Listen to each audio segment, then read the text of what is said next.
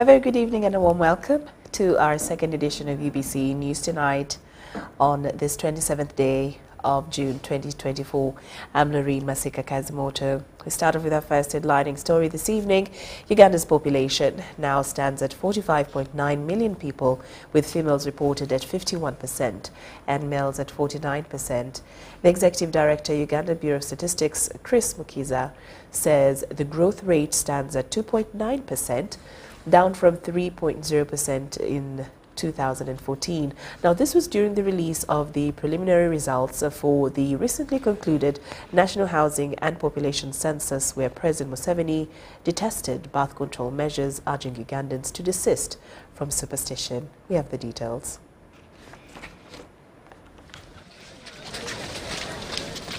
For nearly 60 years, Uganda's population has been steadily increasing. From 9.5 million people in 1969, 12.6 in 1980, 16.7 in 1991, 24.2 in 2002, 34.6 in 2014, and now 45.9 in 2024. During the first 2 days, This is according to the National Housing and Population Census recently conducted in the country. Meaning there is an increase by 11.3 million in the last 10 years. Now that number has refugees. So those are the refugees that were found on the census night in Uganda. 780,061. According to the preliminary census report, the population growth rate stands at 2.9%, down from 3.0 in 2014. The youth make up the largest portion of Uganda's population. This confirms the country's position as one of the areas with the youngest population in the world. We have many younger people. From the age 0 to 17 years is 50.5%. The youth, 18 to 30, they are 22.7%. Older person is the ones that the Honorable Jidudu represents, is 5%. At birth, more males are born compared to females. Actually, the sex ratio at birth is estimated that for every 100 females, there are 105 males who are born. But in life, more males die compared to females for biological, social, and environmental reasons, which if we had time we would tell you. Such population growth rate is not a burden to the country, but an opportunity for economic growth. President Lauryn Museveni officiated at the release of the preliminary census report. The children in the pre-capitalist society, in our traditional society, the children were also laborers. They were workers. You have many children. Kukwereze mikono, the Wanyankore say. Kukwereze mikono, to give you hands to work. So the one with many children had more workers. Museveni does not believe in birth control measures, but rather making people live longer. You fellows who don't know our society, I don't know what we can do for you. You go with these foreigners, they tell you lies, you follow them as if you don't have your own base. So when they were saying population, birth control, I don't know what, injections, I don't know what, we said no, this is not the problem. The problem is, first of all, medical. Have a reliable medical service so that people know that even if you have one child, he will not die. unless there is an accident. Museveni urges the public to desist from ancient superstitions and embrace developmental projects to match the rising population growth. You need to change the organic structure of the society to start pushing for new ideas. Not simply say, have less children, this one here. Because even that belief that we don't want to be counted is actually partly part of that problem. Because our people here believed that when you count children, they will die. No kungura, no kungura. Kungura. Why do you count people? That idea is not as simple as it looks. Some of them, of course, are abusing it. But others believe that counting will bring exrani. The 2024 National Housing and Population Census was conducted between May 10th to 27th. The preliminary report is not yet conclusive, according to the Uganda Bureau of Statistics. Henry Okrut, UBC. President Yoweri Kaguta Museveni has attributed the non-implementation of Masulita model of free education to greed during celebrations of the First Lady Janet Museveni's 76th birthday at Masulita Children's Village organized by UESO. President Museveni appreciated her for the idea of looking after the vulnerable children and her exhibition of a corruption-free leadership in her service as a Minister for Education and Minister for Karamoja. You brought us from the streets or the towns of Uganda.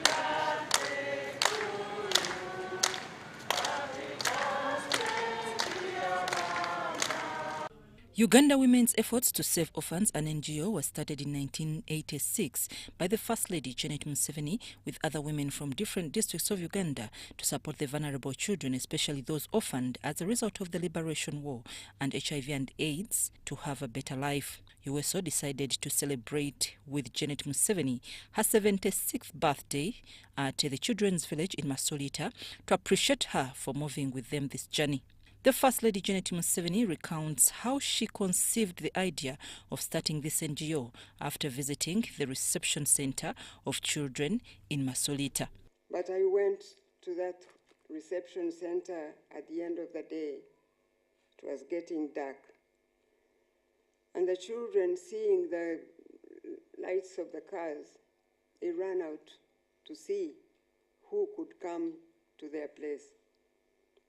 And they came clapping their hands, and many of them were half-dressed, some of them were completely naked. And there were about 50 children with one adult. And I saw those children, and I took pictures of them. And when I got home, that picture would not leave me. And so I thought, that's a gift I'll give to God. She appreciates God for giving her a quality life containing meaningful content that has impacted positively in other people's lives. President Yoweri Kaguta Museveni, while officiating at this event, appreciated the First Lady for demonstrating that free education is possible in Uganda. To study free. And we put money we always put money in the budget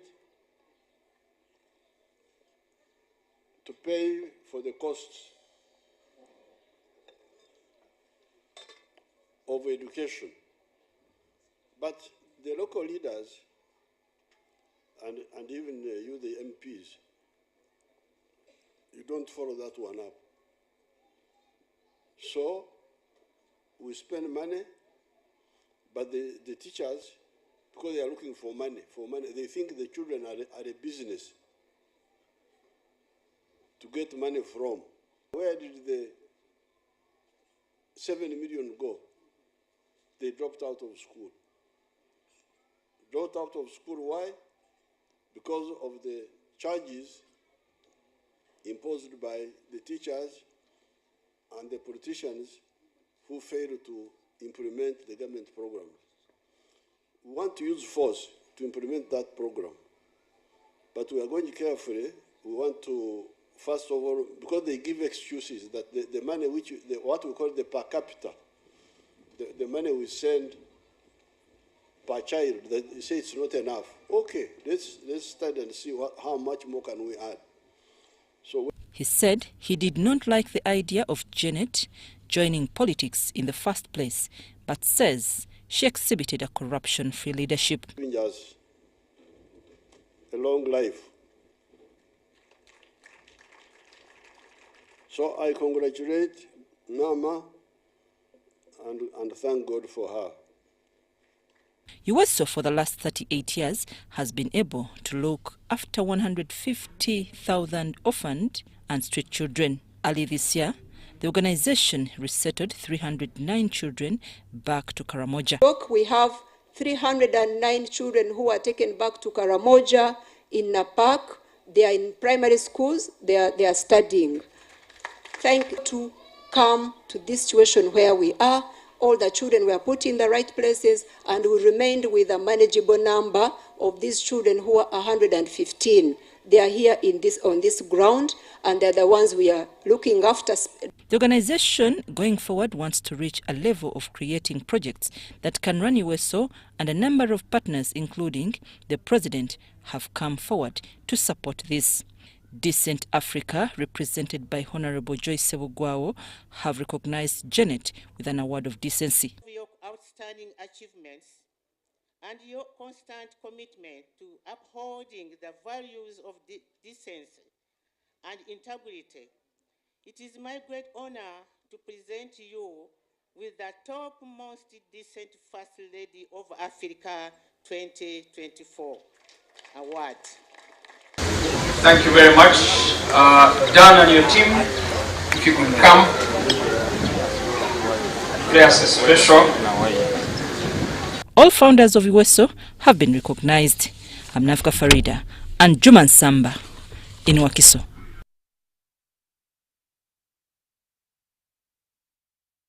Through the National Agricultural Advisory Services has given out 500 heifers to farmers in Busoga sub-region as part of the government program to alleviate poverty in the region. The Prime Minister, Robin Nabanja, officiated at the handover of the heifers to the beneficiaries from different districts of the Busoga sub-region.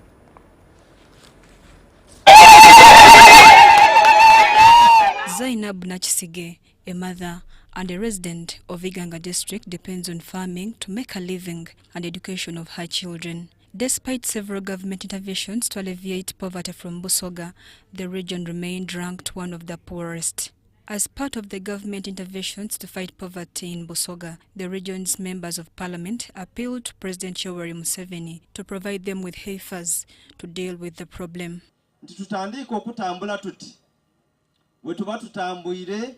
Nga tuna twesise walala kitegeeza nti idatambula bulungi kubanga olwaleero twidye ku programu ya nte, recently twali ku programu ya mbago, kule twali programu ya mabaati. Bazaino honorable minister bwino because wagabaza yerabire ya mu wempambo nti yasalawo mwamuwa directive to look for those animals.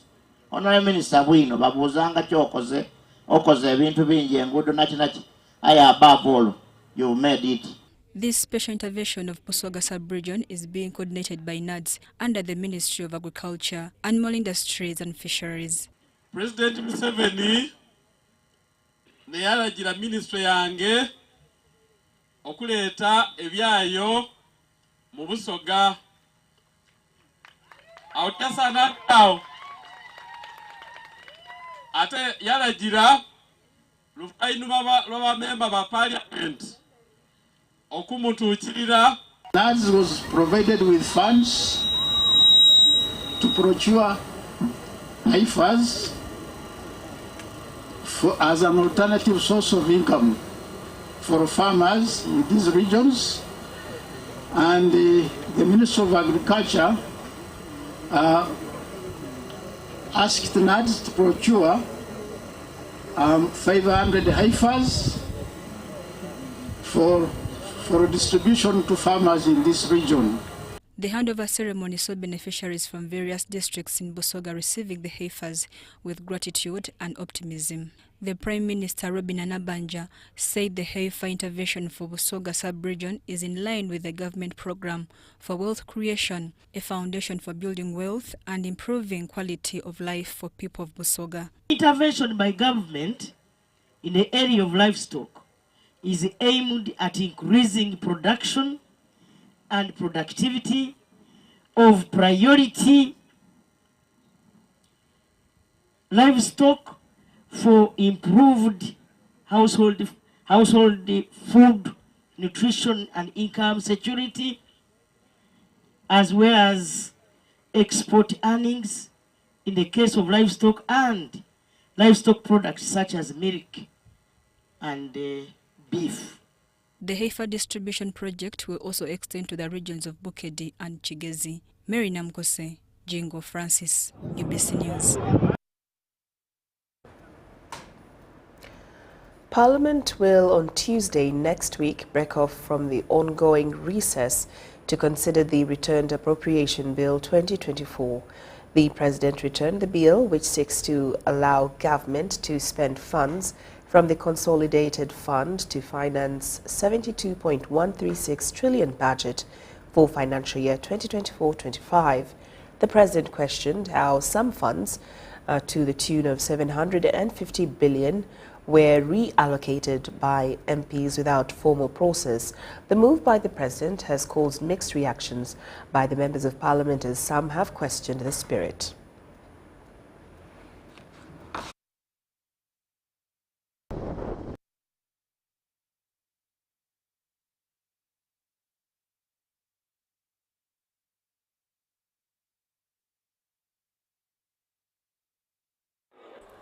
On May 16, 2024, Parliament passed the Appropriation Bill 2024 to allow government spend funds from the Consolidated Fund to finance the forthcoming financial year activities.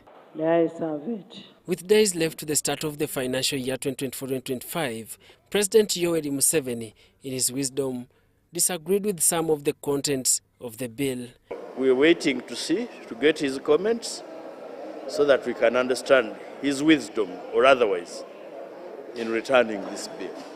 Reliable information shows that the President was disturbed by the reallocations, which the executive was unaware of, amounting to 750 billion, after members of Parliament informally shifted the funds. When you present the first draft, which is called the budget framework paper, in December, that draft must have a total ceiling, the total budget. In this case, it was 52 trillion, but it changed to 72. When you raise these matters, the Speaker of Parliament will side with the government. The NRM MPs will do so. So I am really very happy that Museveni is now snapping them. They need to follow the law. Kira Municipality MP Ibrahim Semujunganda has provoked the majority side of Parliament over allegations that the House has continuously abused the budget procedure. This year's budget, my conclusion on it was that this is the most chaotic budget processing in the history of Uganda. Laws are not being followed. The government chief whip Hamson Obua refutes claims that the President's move disrespects the procedure of Parliament. Obua clarifies on the constitutional provision which paves way for areas of dissent between the executive and Parliament. So what is happening is a constitutional process, is a constitutional requirement, is a constitutional provision that is anchored in our national constitution under Article 91. Legally, the President has 30 days to assent into law a such bill of Parliament, but remains with the mandate to return any bill in case of dissatisfaction. Obua calls the status a collective responsibility to ensure proper due diligence before the funds are spent. But this time round, the President indicated while addressing the nation at Kololo during the State of the Nation's address while he was opening the fourth session that for the first time, the three organs of government or of the state were able to meet through their respective leadership. And the budget that was presented to a tune of 72 trillion, what was agreed implying in terms of checks and balances, all was done within the law or formally and informally, because this meeting is not something which is stated in the law. Also notably is the fact that the President has returned the Appropriation Bill 2024 at a time when Parliament is on spot over allegations of corruption. The dilemma has since witnessed handful members of Parliament being arrested. Even the items for which Parliament reallocated the money. Look at the list. National Medical Store has money to buy medicine. I can see some foolish people celebrating. Is that medicine going to treat MPs? So the fight here is not moving money from one item to another. The fight is who has the final say. Daniel Mugoya, Gloria Gutabinji, UBC News. Now, residents of Nansana and surrounding areas have this Thursday been served with eviction notices ordering them to vacate in a period of 21 days or risk being forced out of the protected Lubiji wetland.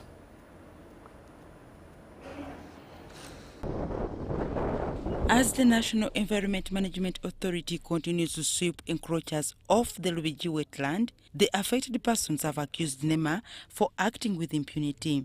On Thursday, NEMA officials spent the better part of the day hawking around eviction notices in Nansana, where a majority of the residents attempted to plead for pardon, but in vain. When these people were building, did the NEMA see them or NEMA was sleeping? Like not sleeping.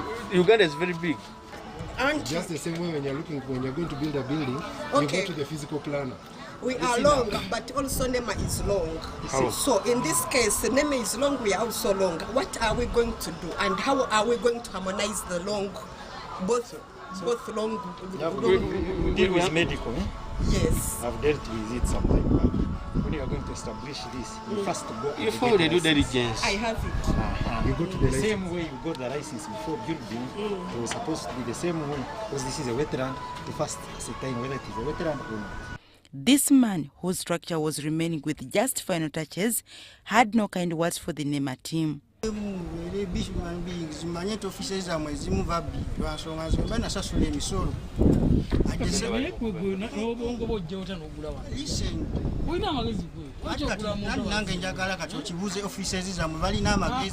you can approve government office number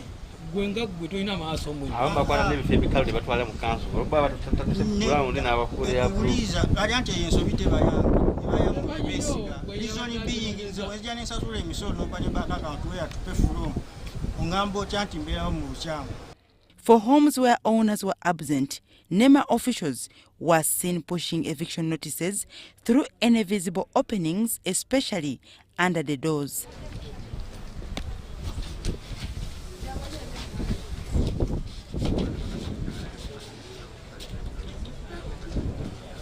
Also noticed for eviction is this 50-year-old Serunjo Jidan, who claims to have lived here all his lifetime.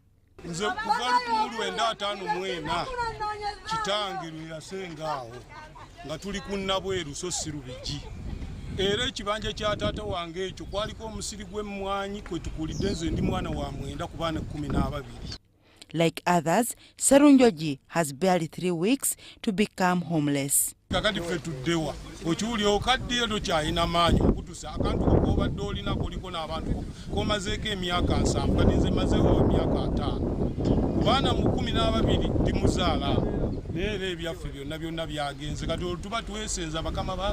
Legally, the eviction notice gives encroachers a period of not more than 21 days within which they should appeal the order or give way for the restoration of the wetland. The law grants NEMA to use force to remove defiant encroachers and restore the depleted area. Important to note, however, is the fact that demolition of the encroacher structure is entirely the responsibility of the owner, a provision that some residents have termed unfair and called for its amendment.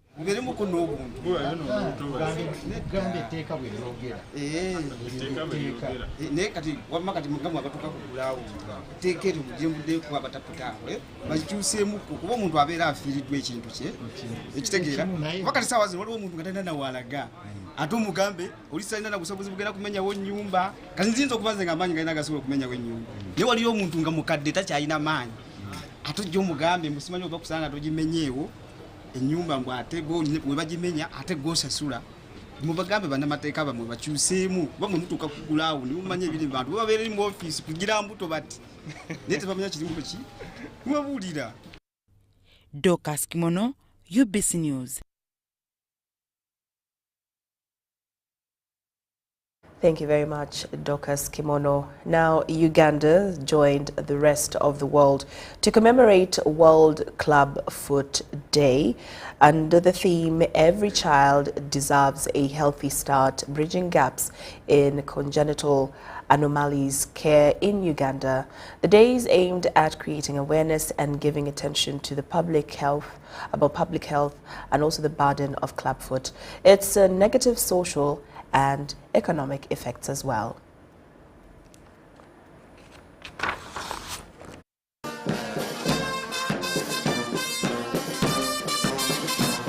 The Ministry of Health, together with Monologue National Referral Hospital and supporting partners, have commemorated the World Clubfoot Day under the theme, Every Child Deserves a Healthy Start. Now, health experts have started a campaign in the country to identify children with clubfoot early so that they are managed and treated.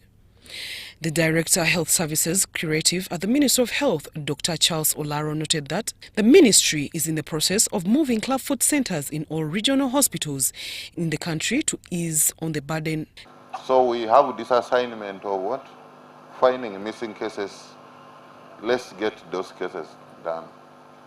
I think the statistics has been given about 2,000 are born each year, but now we are at 52%. Which means that almost 1,000 of them. I have looked at that in the 5 years, we've seen about 5,200, which ideally should have been 10,000, which means that we are still many which are in the what? In the community. Clubfoot is a world problem. Every other month, we get over 2,000 babies delivered in Uganda with clubfoot. It's quite big. And many of those babies, the parents are not aware of the clubfoot. Clubfoot is a birth deformity affecting the feet of a baby, resulting into inward folding of the feet, and if not treated, can result into limitation in walking due to pain, failure to put on shoes, and social stigma and loss of socio-economic opportunities. Over a period of time. And I'm glad that the Ministry of Health, working with the partners, has expanded this program because it's extremely expensive for people to travel all the way to Monologue for this service, and especially if they have to report for this service in the initial stages once every week. It would be extremely expensive, and that's why I think some of them end up turning up when they are already too lame to be corrected. We want to call upon everybody, those of us surrounding us here in Monologue and all the areas around us, to be vigilant, to identify and pick all these babies from the community, and you send them to us. We have a clinic here in Monologue. It runs twice a week. We have a clinic on Monday, and we have a clinic on Thursday. But every day, we have a team on surveillance. Since the launch of the National Clubfoot Program Uganda in 1999, 5,360 children have been enrolled in treatment with a success rate 96%. And with over 35 hospitals in the country treat and manage clubfoot free of charge when identified early. It's not a project. So in 3 years' time, we hope that every orthopedic officer, every midwife would be able to identify a child with the clubfoot, and then that child should be given quality treatment. Do research, and we want to be able to see, to know what could be causing these abnormalities, and then eventually we can work towards preventing these defects that bring a lot of misery in in our communities. World Clubfoot Day is an international day of celebration for the children born with clubfoot whose lives have been transformed by treatment, for the parents whose steadfast hope and dedication have been rewarded, and for the providers whose healing hands have guided thousands of little feet to mobility. Zahara Abigaba, UBC News. Now, in more news this evening, the Minister for Local Government, Victoria Rusoke, has ordered for an investigation in Ekole District staff over alleged mismanagement of funds. Minister Rusoke was in Ekole District to monitor the performance of the Parish Development Model and Road Fund. And see value for money. Recently, there has been a lot of bickering between Kwale District leadership and the members of parliament over mismanagement of the road fund. The district chairperson wrote to the Minister of Local Government for guidance on the roles of members of the District Roads Committee. He accused members of parliament for interference. Minister Rusoke pointed out 15th July as the date she will return with officials from Ministry of Works to resolve all pending issues. My investigation is going on, but I'm happy the State House Anti-Corruption is already here about to finalize a report. The local council administrators, they really require sensitization. The fundamental disagreement has been on bills of quantity. In one of the oversight visits that we made, the grade operator informed us that he only receives 80 liters of fuel per day.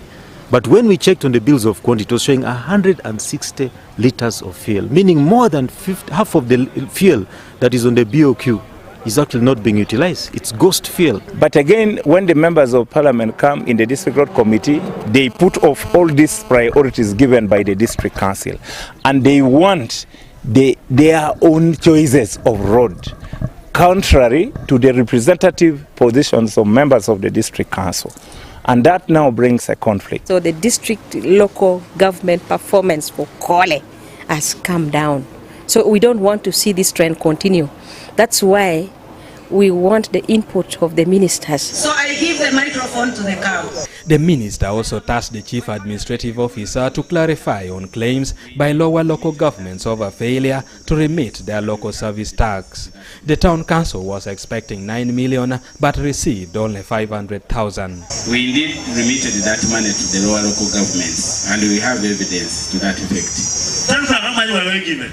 500,000 from 9 million shillings. So these guys are stealing our money. Honorable Minister, I'm going to subject that matter to an investigation. Yes. I'll be back here. I don't need to ask for allowances from the ministry. I have fuel that is allocated to me quarterly. I will drive back here and help the communities, help the councillors to know what to look for, and to sensitize them to own Kole. We have to be patriotic. You have to love Uganda. With modern facilities. Rusoke also pledged to react to all the concerns raised by the districts, including late releases, provision of tractors to farmer groups to increase production, and completion of Kagota multipurpose hall. Eddie Olwa, UBC News.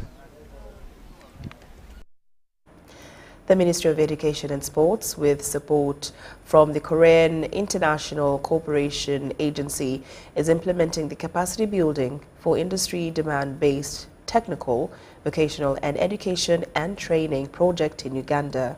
The principal in Tinda Vocational Training Institute, Harriet Kagezi, says the focus of the program is competence, quality, relevance and skills development. At least 621 candidates from 6 vocational training institutes of Ntinda, Chiriandongo, Nyachitari, Mubende, Iganga and Arua have been assessed for competency by the Directorate of Industrial Training. These have been assessed in plumbing, electro installation, welding, automotive mechanics and fashion and design. The principal, Ntinda Vocational Training Institute, Harriet Kagezi, says the vision to reduce unemployment among the youth is now a reality. Who join us are really privileged because when they qualify, they are assured of employment. And they don't stop here. They can still study further in their profession until when they reach the university and beyond. Over $7 million has been injected in this project to construct, equip and train staff for these institutes. The project manager, capacity building for industrial demand-based TVET in Uganda, Dr. Choi Songhik, says that the project is supporting skills and vocation training as a measure to fight unemployment among the youth in the country. This is the first tech fair this year. The content included best student contest, exhibition of student practice work, competition of instructors teaching age materials, and selection of excellent course. The fundamental purpose of this tech fair is to increase the awareness of the TVET system to outside people by exhibiting and promoting teaching age materials developed by instructors and student works. Over 1,000 youth have benefited from the project since its inception last year. I expect to acquire skills that will help me to become a good welder in this society that we live in. So I'm looking forward to becoming one of the best welders in town. This Uganda now, we have no jobs that this is for men, this is for ladies. Yeah, it's for unisex, as you know.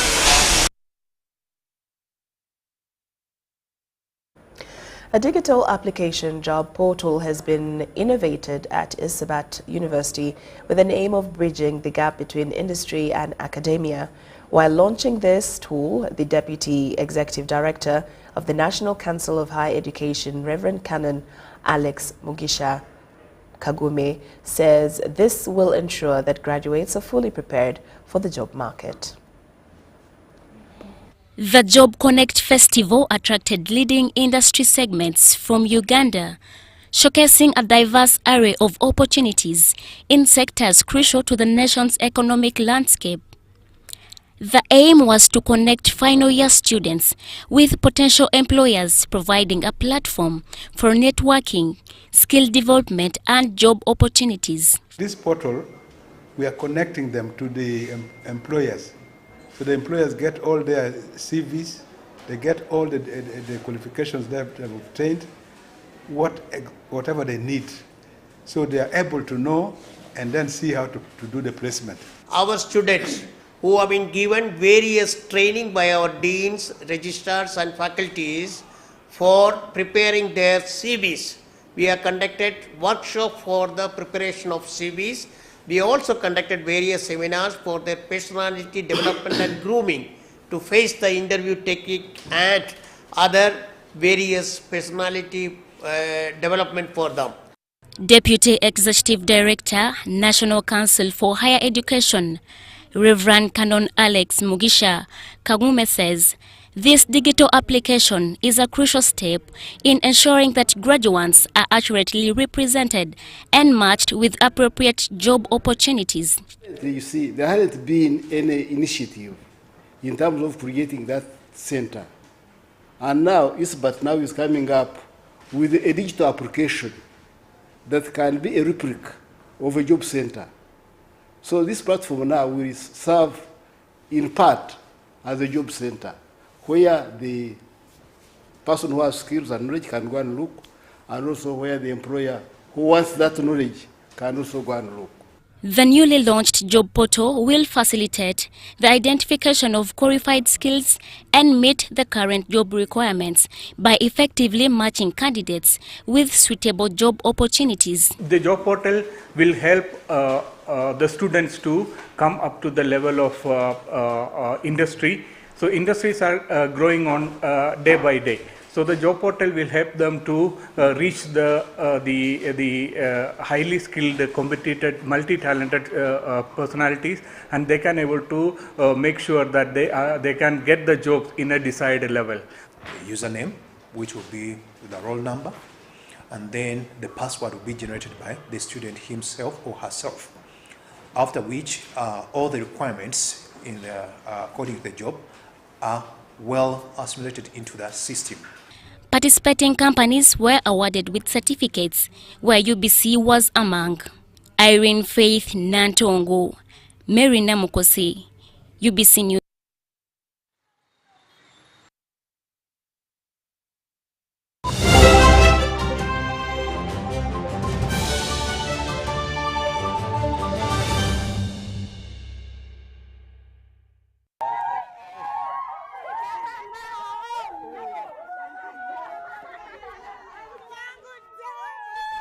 Amanya gange nze Namutebi Sharon nga nkolera wano wennyini Saka Kirombe oba Makindye.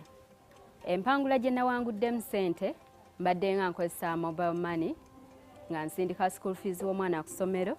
Okutegeera nti mpangudde nze mu mutima neegambye nti kambalinde bamale okujja ndyoke nzikirize nti mpangudde.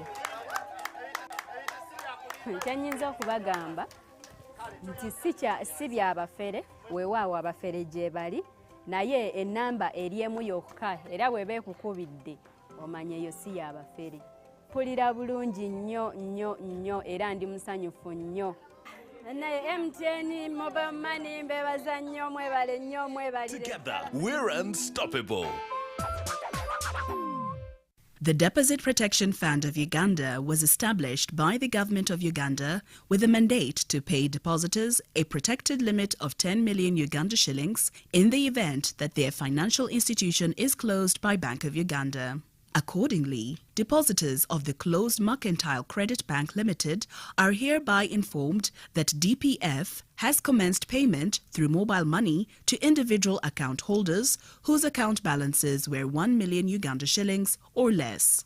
Please note that to receive payment through mobile money, the name in your national identification card must perfectly match with that registered against your mobile money number.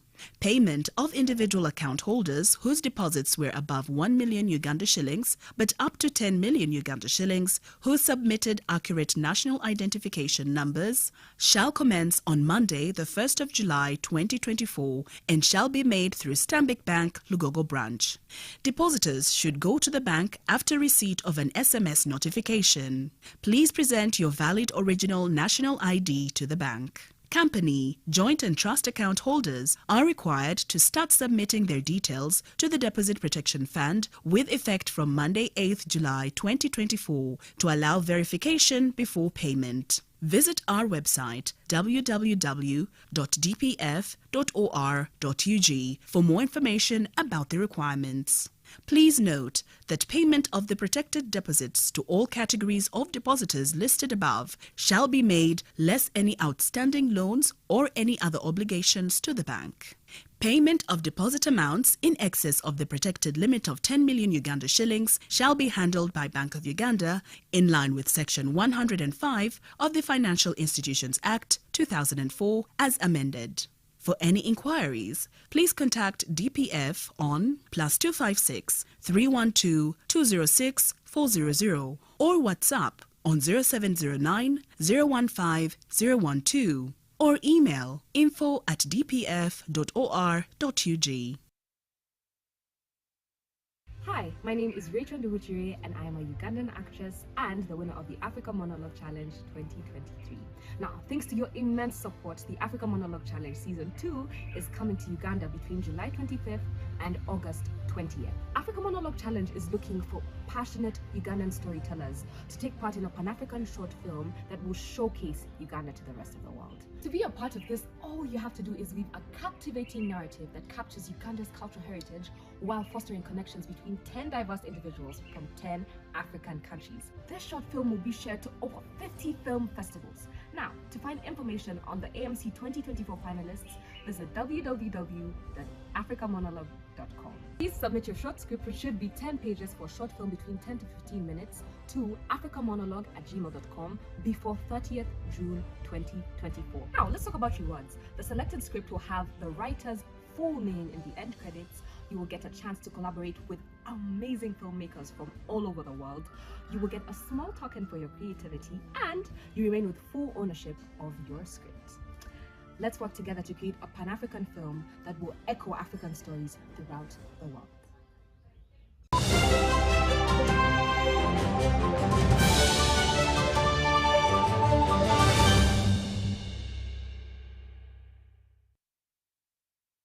Welcome back from that break. Now in more news this evening, the Ministry of Gender, Labour and Social Development has provided equipment and machines to be granted to the Joakali Green Jobs Programme from 73 different districts of Uganda.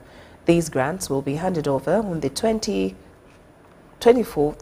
of June 2024, and the Assistant Commissioner of the Ministry of Gender, Labour and Social Development, Hilary Businje, represented the Permanent Secretary at the preparations for giving the grants in the form of equipment and machinery. Kali program is a government of Uganda program, which I believe by now you all know. Government is implementing this program through the Ministry of Gender to see that we try to improve livelihoods, productivity of different Ugandans, looking at the informal sector, young people, to see that we improve your welfare, income and all that through this program. We have several interventions, but this is one of those that is directly run through the Ministry of Gender, specifically under the Department of Labour, Industrial Relations and Productivity. This is the Government of Uganda program, ladies and gentlemen, that creates real impact, real immediate impact. We have been handing over equipment, and this is, I think, the 9th cohort where we are handing over equipment to different groups across the country, across all regions. This is a demand-driven program. We give you equipment that is relevant to your need, relevant to your social affairs in your area. Spread the good gospel out there when you go. Use this equipment for what it's meant for. You as the leaders, don't own the equipment, please.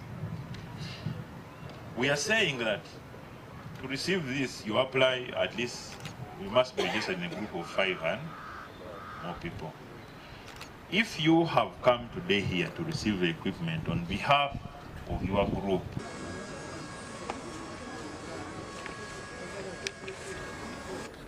now in Masindi, the local community and leaders in Chimengo sub-county have commemorated Environmental Week at Kafu Highway Bridge, a crucial link connecting northern, central and western Uganda. They aim to draw attention to the area's business community regarding littering and environmental preservation. Green!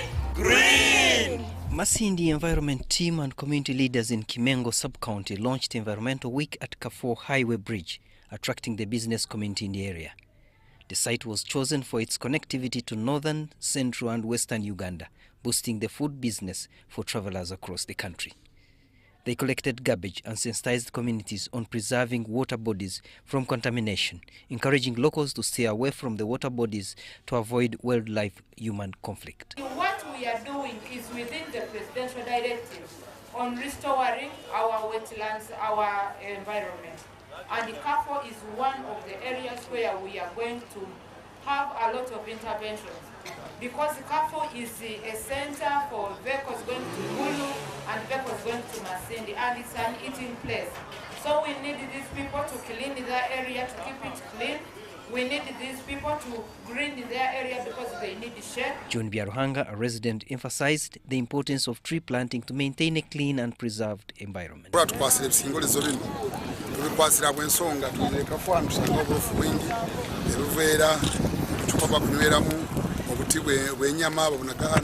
So tuterera abantu bona abakutema emiti nabakunaga kasasiro ambere basangire balekeraho.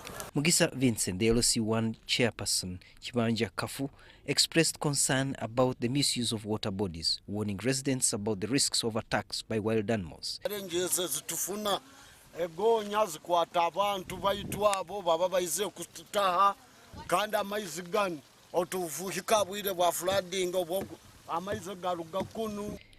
Vendors appeal to government to construct a market where they can conduct their business. Olivia Nabukenya, an environment officer, advised the community to use water bodies appropriately, as they are essential to humans, animals and plants. Car washing, there is motorcycle washing, and as they wash, they release a lot of grease and oils into the water, which is dangerous because this system flows back into the Nile. Many people are using this water, but the water is highly contaminated. This year's environment theme is land restoration for climate resilience. Abiana Francisco, UBC News.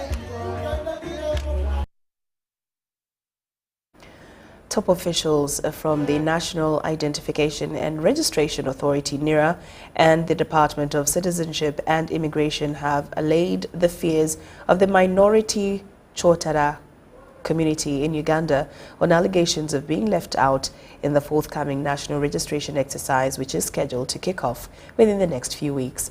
The NIRA Executive Director, Rosemary Chisembo, together with the Commissioner, Citizenship and Immigration, Moses Murari, gave the assurance during their interaction with the Chotara and mixed race community at Muyenga Community Hub in Makindi Division. Of the 1995 constitution in Uganda, only 65 tribes in Uganda were recognized, leaving out the mixed race minority group commonly known as the Chotara community. The situation has prompted the Chotara community members led by Muyenga Bokassa chairman Yasin Omar to host the top officials from NIRA and the Department of Citizenship and Immigration, who have in turn briefed them on the requirements for registration so that they are not left out. The problem is you want to go as other Ugandans. You go to immigration, you get your ID, passport, for opportunities. You get the point. So for us, we are happy that our president is there, and let him be assured of our support come 2026. People misunderstood it. But we were trying to get these words which people they use, Chotara, Mareto, I don't know what. We're trying to get rid of that. The issue here is we have a challenge, we have a problem, and we must accept, we must not be discriminated. That they came and met our community. We gave our grievances direct to the ED of NIRA. There were some people from the passport section. We have told them some of the challenges we have. The NIRA Executive Director, Rosemary Chisembo, together with the Commissioner, Citizenship and Immigration, Moses Murari, allayed their fears and gave them tips on how to get on board in the pending national registration exercise without discrimination. So in essence, that one is something as a resolution we need to change as a leader. Transparency of what? Of process. And that one, we are working on it, that by the time we start the mass enrollment process, at every stage you will know where your application is. And we shall continue positively. And even if you say it, when you come and find me, I will treat you as a Ugandan.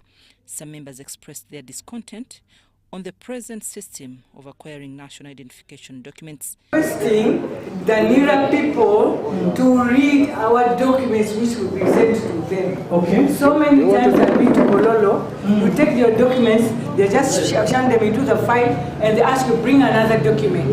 These people are quiet. But the issue of family tree has costed our people these national IDs. Okay. When they send you, go and make a declaration. That is money. I'm Nafka Farida and Juko Collins.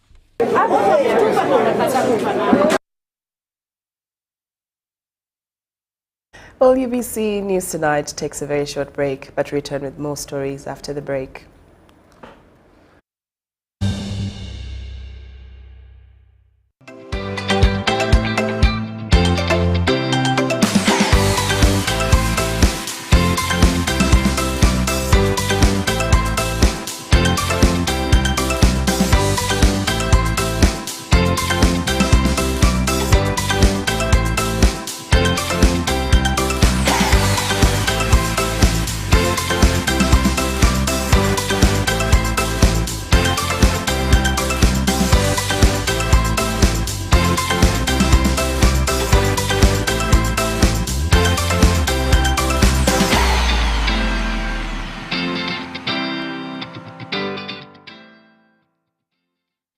Cheers to something refreshingly different. Putting the brakes on a fast-paced world. slowing down. Just enough to stand out. Cheers to the beer that does it differently. Brewed longer for extra refreshment. Refreshingly Club. Alcohol is not for sale to persons under 18. Please drink responsibly.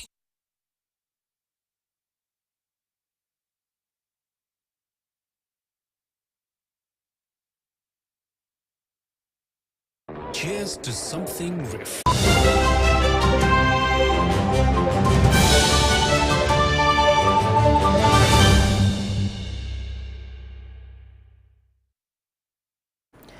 Welcome back from that break. And now into the business scene. Uganda has sustained growth, but at a slower pace. This is according to the 23rd edition of the State of the Economy report released by the World Bank. The economic growth of 5.4% registered in the first half of the 2023-24 financial year was driven by the strong growth in goods exports, tourism offset, strong import growth and foreign direct investments. The Ugandan economy seems to have weathered several shocks and is currently on a strong road to recovery and acceleration into the medium term. This positive outlook is detailed in the 23rd edition of the Uganda Economic Update by the World Bank. However, the report highlights near-term challenges that pose a major risk in the macroeconomic stability and growth of the country. Key concerns include the rising public debt burden that's projected to reach 51.9% of the gross domestic product (GDP) within 2 years, fiscal management issues, and a narrow tax base. And for now, Uganda can still pay, but the issue is if the risks increase and they go out of hand, and then that becomes a problem. Countries that have gone into negotiating and trying to talk to the creditors are those that are actually at high risk or have gone into debt distress. When you are in debt distress, it means you are actually bankrupt. Whereas we are talking about the levels of debt, you must be able to contextualize that into what is the economy we are building for 10 years from today. We are not building the current economy, and you have to prepare yourself for that. In the first half of the current financial year, gold exports surged to 10% of the GDP, while other non-coffee exports grew by 18%. Imports rose by 3.5% of the GDP, largely to support oil-related investments. When you look at the private sector in Uganda, it is quite resilient and vibrant. And I think credit must be given to the reforms which we did. It cannot be for any other reason, but the reforms that were undertaken, the market-oriented reforms, which actually gave, the private sector that space to be able to innovate and also be able to invest. We will continue to be there to have the discussions around the economic agenda with the Ministry of Finance, our key counterpart, to try and see what else needs to be adjusted going forward to make sure that we continue to sustain our support in ways that helps to build your own sustainability in the long term. The World Bank report notes that inflation gradually accelerated since October 2023, but remained below Bank of Uganda's target of 5%. Monetary policy remained tight, and real lending rates continued rising and was 14% by 2024, higher than the previous years. Dennis Igoa for UBC News.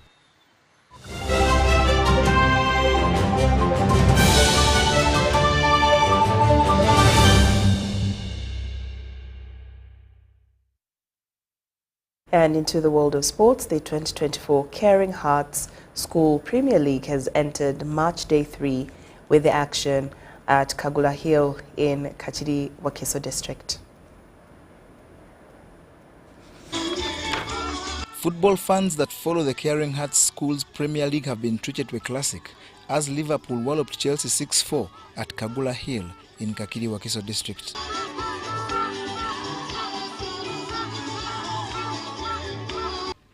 The game was watched by former footballers including one of the best from the 80s and 90s, Issa Sekatawa. His message to the youngsters was dedication and focus to the sport minus fronting money before improving their talent. Twasambira omupiira sente twali tetuyina nga tusambira tiimu yaffe Uganda naye nsuubira nti banaatereera abaana bayinza okutereera kuba engeri gye ndabye ku bano ndaba kye bakola bakyagala. Another former footballer, George Serunjoji, requires Federation of Uganda Football Associations to be tough on nurseries at football clubs for Uganda's soccer to meet international demand. So I beg, if FUFA can do this, can say that at least each club, they have to be with a nursery to register to play in the Premier League, then our football will grow more than what we think. In the action, a Liverpool courtesy of goals by Emma Sesazi's hat-trick and Joel Lubega dominated from start to finish. Since we want to win the trophy, we decided to work hard, to train hard, and we get a win, and we have got it. Chelsea, that fought gallantly, blamed the loss on several factors. Our team is just new, and it has just come into existence. The Caring Hearts Schools Premier League isn't about football alone, but also entertainment that livens the atmosphere. Abaana baba baagala okufunayo entertainment, baagala okusanyusa, abazanyi baba baagala okulaba ebinyuma, kati so nze mba entertaininga ne bannange we bali awo benkola nabo. The tournament is under the auspices of Pastor Paul Musisi, who isn't only grooming talent, but also administrators with a promise for better to come. We have second leg coming, and the guys have improved.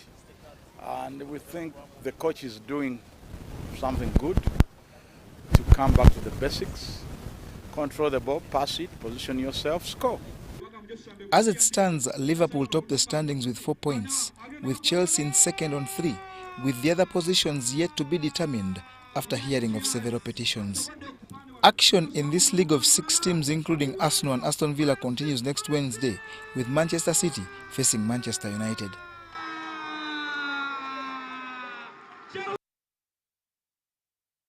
And with that, UBC News Tonight has come to an end. Thank you so much for your company. Now, on behalf of the team working tirelessly behind the scenes and myself, we wish you a good night.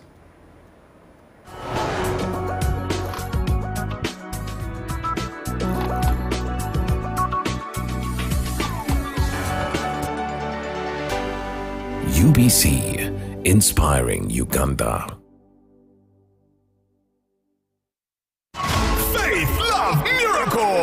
Did you miss the recent Sifan Crusades?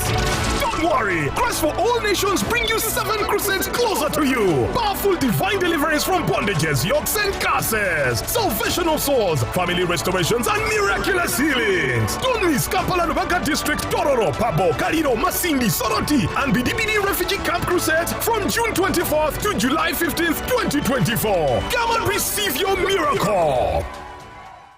Cheers to something refreshingly different. Putting the brakes on a fast-paced world. Slowing down. Just enough to stand out. Cheers to the beer that does it differently. Brewed longer for extra refreshment. Refreshingly Club. Alcohol is not for sale to persons under 18.